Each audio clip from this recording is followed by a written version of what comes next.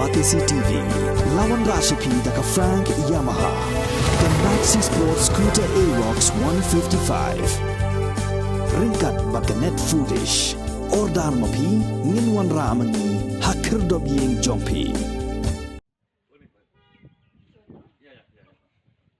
Ka Meghalaya Bharat Scouts and Guide West Jaiñtia Hills haka khalwai tarik unai wieng arjar puar kala Rakhe ya ka jingya linti ka banyo pulai tili kisnam haka jingya lang ka long hanong ba joai haka ni ka jingya kandu lang lai shimbenta da ki Scout and Guide ki Rovers Rangers but ki unit leaders nang tade ka Vice President ka kong S Tariang ka balalong kum ka kongsan u principal jong ka Lisi Pearl Secondary School Mukhla uba DE Pariat uba long kum usembut kongsan bat kiwe-kiwe.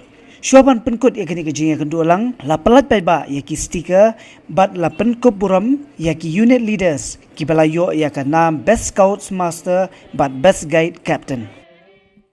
Because through Foundation Day, we learned that the two Scouts Association, the Hindustan and the Boy Scout of India, joined together, merged on the 7th of November 1950. Now 72 years passed away. It is 73.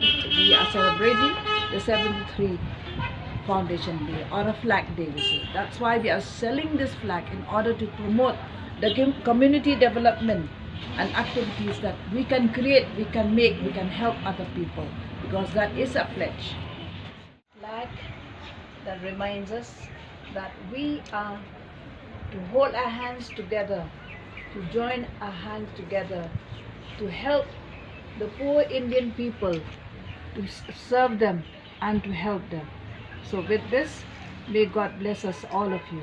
So I release this flag in the name of Bharat Scout and Guides. Jai Hind. Last goes.